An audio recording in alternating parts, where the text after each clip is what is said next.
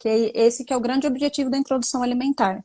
Fazer com que ela tenha contato e desenvolver habilidades para desenvolver o paladar e fazer escolhas adequadas. E nesse sentido a gente aproveita para fazer, né, uma educação alimentar da família toda com quem ainda não pensou nisso. Então a alimentação da criança semelhante à da família ajuda todo mundo, traz saúde para todas as crianças e para toda a família. Né? Então a partir do sexto mês seria isso, 3 refeições ao longo do dia, até o 7º mês é legal que a criança faça 3 refeições por dia. Aí vem aquela pergunta, né? Ai, mas o meu filho está cuspindo. Ele não está comendo, não está aceitando absolutamente nada. Nutri, isso é normal? Ele está odiando a comida? Nada disso, gente. Isso é normal. É muito comum a gente ficar muito ansioso. O que que acontece? Aquilo é uma novidade. Então, é muito comum que, principalmente no primeiro mês, algumas crianças até o 7º, 8º mês, só experimente. Então, talvez ela não vá comer uma quantidade que a gente espera. A gente tem uma tendência de projetar o que a gente quer na criança. Então, eu quero que meu filho coma um pratinho fundo de comida, mas ele acabou de começar a comer. Então, é importante ter isso em mente, olhar os sinais da criança. Então, se ela está cuspindo, ela está reconhecendo essa nova textura dentro da boca.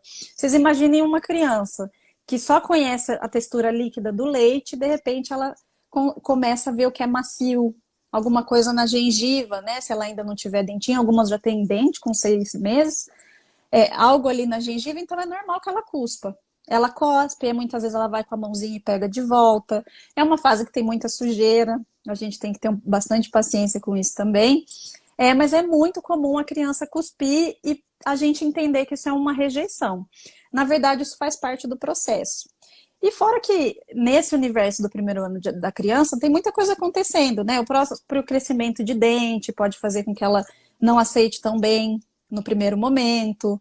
As frutas normalmente são mais aceitas porque é um sabor adocicado e é muito próximo ao leite materno ou às vezes à fórmula. Então, normalmente a fruta deslancha bem e as papas salgadas, elas demoram um pouquinho mais normalmente.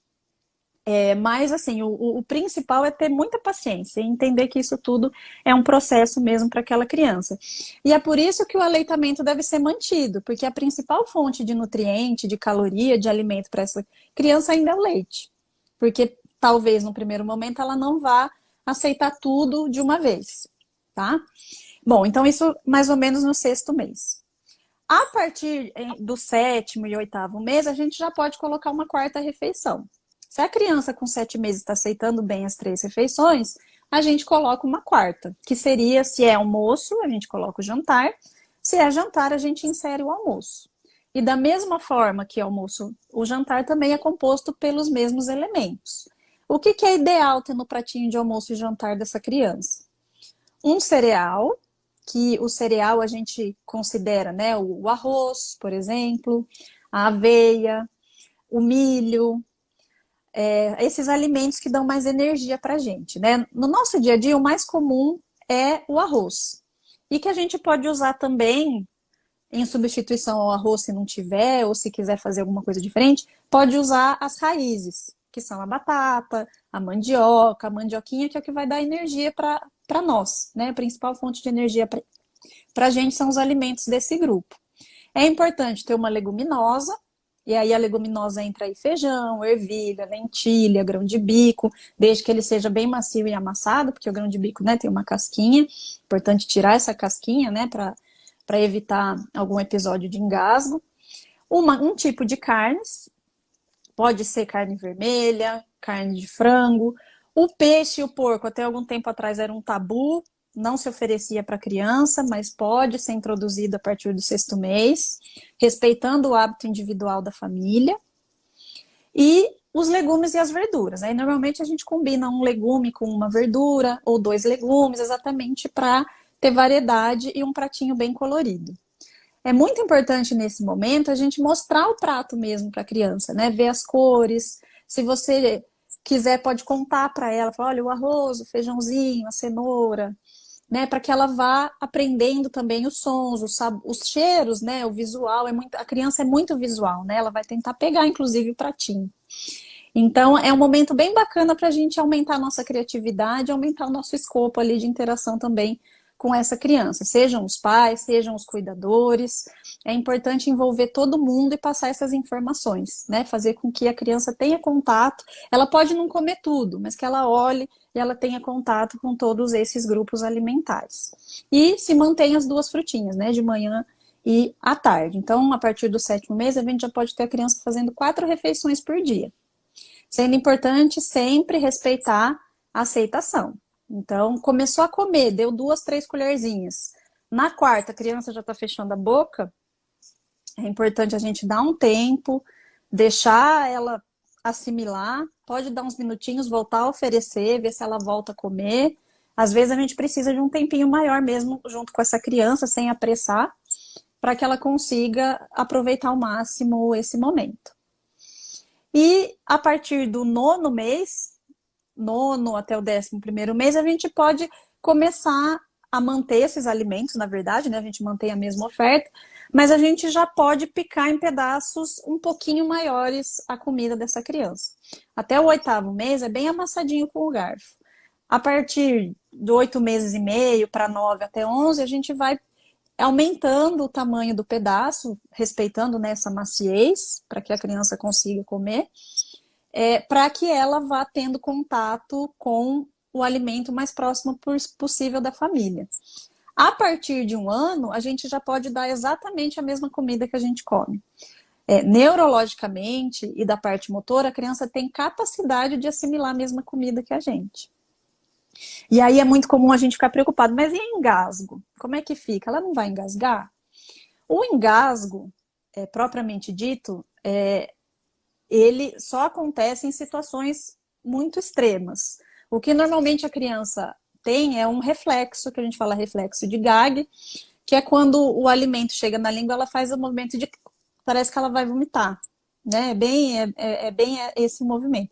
Isso não é engasgo, isso é um reflexo normal, que a criança vai perdendo conforme a introdução alimentar avança, que é uma forma de proteção mesmo, né? A criança pensa que normalmente ela mama deitada, né? Então ela precisa ter um reflexo para se proteger, e a introdução alimentar ela vai ter um papel importante nisso também. A criança vai desenvolver todos os músculos, toda a cavidade oral também, e passar por esse próximo desafio, que é a alimentação. O alimento devidamente amassado, em pedaços pequenos, a gente evita o engasgo. E a criança pegar na mão o alimento, os estudos mostram que ela não tem uma chance maior de engasgar, não. É exatamente igual. É necessário o quê? A supervisão de um adulto. Jamais, em nenhuma situação, deixar a criança no cadeirão sozinha. E aí isso sim aumenta o acidente. Oi? É o método de idade, né? Isso. Existe um método, né, que a Priscila está falando, que a gente chama de BLW, que é derivado de uma sigla em inglês que chama Baby Led Weaning, que seria o desmame liderado pela criança. A sigla, né, o significado da sigla seria esse, mas na verdade é um método de introdução alimentar, em que ao invés do pai dar com a colher, ou com as mãos, muitas vezes os pais optam, né, por segurar o alimento na boca da criança, é colocado pedaços pequenos numa mesinha, né, na frente do cadeirão, por exemplo, e a criança mesmo pega com as mãos e leva à boca, e ela come, né, o que ela acha interessante e o que ela se sente à vontade. Existem poucos estudos comparando a eficiência de um e de outro. O BLW, até o que a gente tem, não é superior ao que os pais oferecem, não existe assim uma vantagem do termo de vista de desenvolvimento, de oferta de nutrientes, isso a gente não tem documentado. O que existe um pouquinho relacionado é que quando se compara, os poucos estudos que tem, é que as crianças alimentadas com BLW normalmente têm menos excesso de peso e elas têm um pouquinho mais de autonomia. Em alguns estudos que compararam os 2 métodos, mas em termos de estado nutricional e de habilidade da criança em desenvolver o paladar, os 2 métodos são exatamente iguais. Como que eu faço a escolha do método? O que a família se sente à vontade. Então, eu acho lindo o BLW, mas eu não tenho tempo, não tenho paciência de ficar na frente do meu filho, vendo ele pegar com a mão, porque a criança vai passar no rosto, né? Vai ser uma grande aventura. Tem pais que não têm esse preparo, não tem essa desenvoltura, tem outros que já têm. Então, assim, não é uma obrigação, você não é obrigado a fazer BLW ou o que a gente chama de guiado pelos pais. Fica realmente do que a família se sente à vontade. O que é importantíssimo? Variedade de alimentos para essa criança, alimentação saudável, com alimentos em natura, os mais naturais possíveis, como base da alimentação, evitando excesso de industrializados, e muitos, né, mesmo que seja pouco processado, deixar que seja realmente alimento in natura e que ela tenha os alimentos separados. Então, aquela papinha batida com tudo misturado, evitar, né? Isso é uma recomendação do passado. Os guias mais modernos desencorajam a família a fazer dessa maneira. Muito bem, muito obrigada por estar compartilhando um pouquinho. Agora, eu gostaria que a senhora falasse um pouquinho da introdução dos seus filhos, da sua neném agora, né, e do seu maiorzinho. Tá certo. Bom, eu tenho 2 filhos, um menino de 4 anos, que apareceu aqui no começo da live, e a minha filha caçula tem 8 meses. E a gente está há 2 meses, né, nesse processo de introdução alimentar, ela já está fazendo 4 refeições por dia. E é muito interessante, assim, né? Porque o meu filho é de 2015, a recomendação era um pouquinho diferente, né? Com ele eu já fiz uma introdução um pouquinho mais devagar. Eu dei primeiro fruta e só depois de um mês se recomendava iniciar a papa salgada. Em 5 anos, a gente teve 4 anos praticamente, a gente teve uma mudança interessante nessa recomendação. Mas os dois eu fiz da mesma forma. Eu fiz um método misto, vamos dizer assim. Em alguns momentos eu oferecia com a colher, ofereço ainda com a colher para minha filha, e o que eu considerava confortável, assim, dependendo do meu tempo, eu ofereço com a mão. Então eu fui fazendo uma coisa meio mista e eu acho que deu muito certo. Meu menino sempre comeu de tudo, todos os tipos de verdura, todos os tipos de carne, todos os tipos de legumes, feijão, ervilha. Até 2, 3 anos ele nunca manifestou rejeição. Agora com 4 que ele está um pouquinho seletivo, também faz parte do processo do crescimento da criança. A partir dos 3 até 5 anos eles têm uma neofobia, eles têm medo de coisas novas, mesmo que eles já conheçam, eles criam, né, alguns conceitos, e se não é como eles sempre estavam acostumados, eles tendem a rejeitar um pouco. Mas o meu menino eu fiz assim, bem conforme os guias, com todos os alimentos, e sempre muito perto do que a gente consumia. Então eu nunca fiz uma comida diferente para ele, da mesma forma que eu não faço uma comida diferente para ela, a não ser que a gente vá comer algo que não dê para ela comer. Né? Então aí eu faço alguma coisa diferente. Então, por exemplo, vou comer uma pizza, né, gente? Porque nutricionista também come pizza, né, gente? Eu não dou a pizza para ela, né? Então aí eu tenho sempre alguma coisa na geladeira ou congelada, exatamente para eu oferecer alimentos naturais e mais saudáveis para ela no tempo dela, quando ela tiver idade, ela vai poder consumir outro tipo de alimento. Mas as refeições principais durante a semana, a maioria dos dias eu sempre fiz a comida separada e sempre sentei para comer junto com eles. Então era o meu prato e o prato deles. Mesmo que às vezes eu demorava muito para almoçar, para jantar, porque você fica ali com a atenção presa, eles me viam comer junto com eles. E uma recomendação importante é não distrair. Eu não falei anteriormente, antes de falar da experiência, evitar celular, inclusive brinquedo. É algo que eu evito. O máximo que eles manuseiam durante a refeição é a colher, né? A própria colher, o próprio garfinho, que até a minha filha caçula adora roubar o garfo da minha mão. Ela gosta de comer com a mão, ela já mostra a vontade dela.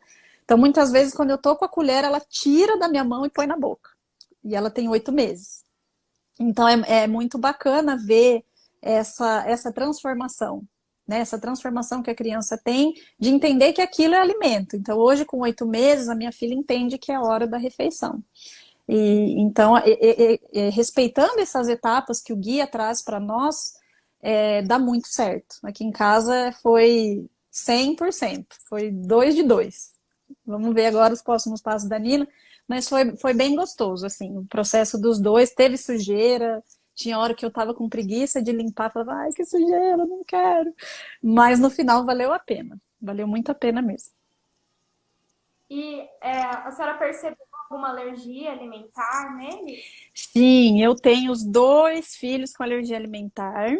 O meu filho mais velho tem alergia à proteína de leite, do leite de vaca. Eu não percebi na introdução alimentar a alergia dele. Eu descobri ele alérgico só quando ele tinha 1 ano, que foi quando ele teve contato a primeira vez com leite de vaca, que ele ingeriu.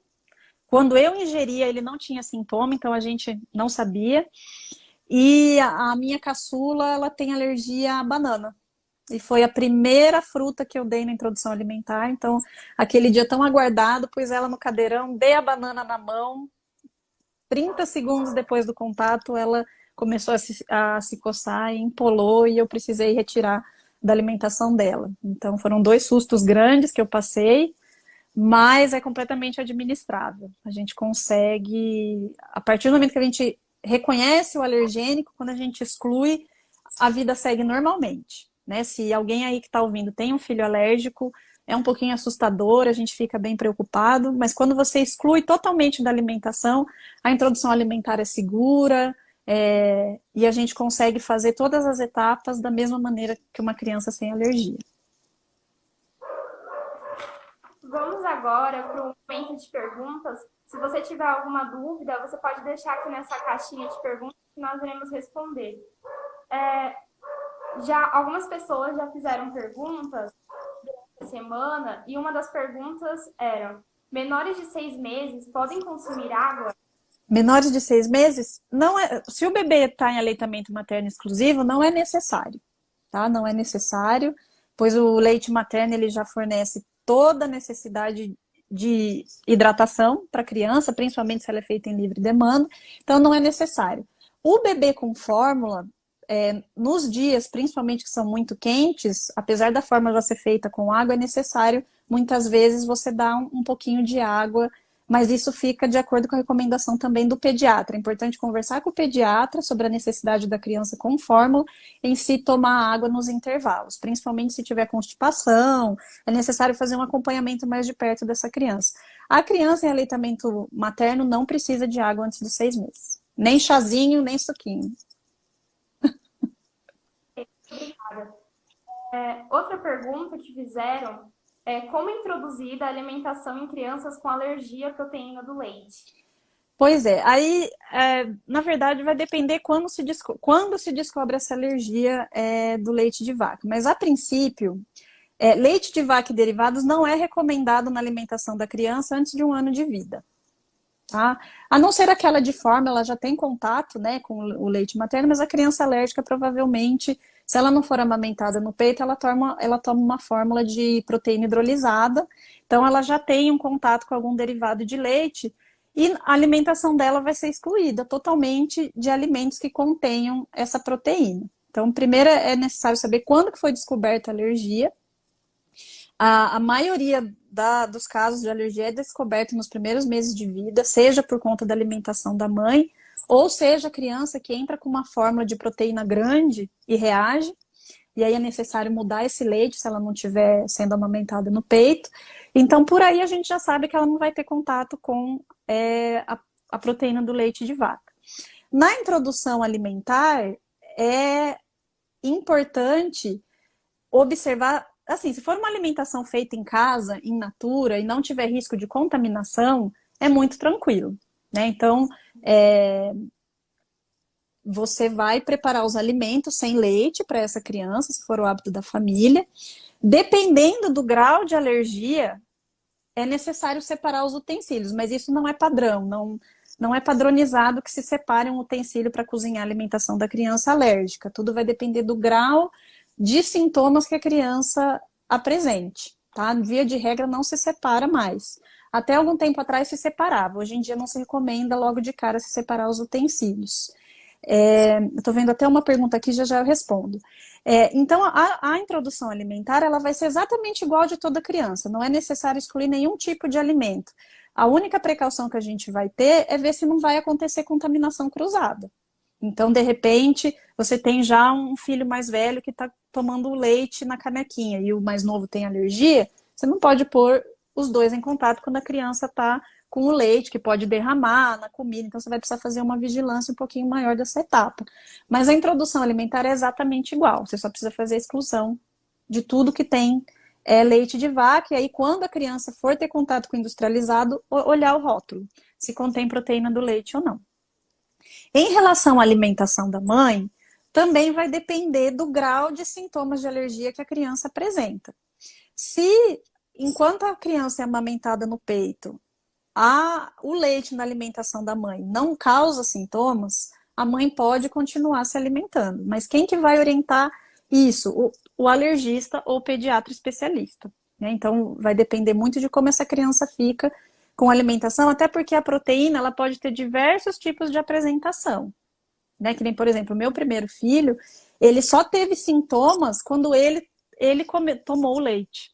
Enquanto eu comia, ele não tinha sintomas físicos, clínicos, né, assim, visíveis. Então vai depender muito. Via de regra, não se exclui da alimentação da mãe, a não ser sob recomendação médica e do nutricionista. Então, cada caso tem que ser avaliado individualmente, tá? Teve uma outra pergunta. Quais os tipos mais comuns de alergia alimentar? As mais comuns são leite, soja, amendoim e peixe. Também, mas peixe é bem menos do que as outras. Leite e soja são as mais comuns. Deixa eu ver se tem mais. Não, só isso mesmo. Algo importante, pessoal, para antes da gente finalizar, em relação à água que o pessoal perguntou, na introdução alimentar é muito importante iniciar a oferta de água para as crianças. E a gente deve priorizar os horários longe da refeição. Então, nos intervalos, tanto entre intervalos de refeições quanto intervalos entre mamada e refeição, oferecendo água aos pouquinhos no copo para a criança, tá? Porque apesar dela estar ainda em leite materno, né, principalmente as crianças amamentadas, e o leite provê hidratação, o processo digestivo, né, da nova alimentação requer água também para evitar constipação e manter a saúde da criança. É importante, principalmente nos dias de calor, aqui em Campo Grande a gente está numa onda de calor absurda, vamos hidratar essa criançada. Ok, muito obrigada, prof. Muito obrigada pela sua presença e por aceitar participar dessa live. Muito bom. Eu que agradeço, foi muito legal. Foi minha primeira live no Instagram. Adorei. Parabéns pelo trabalho, gente. Muito legal.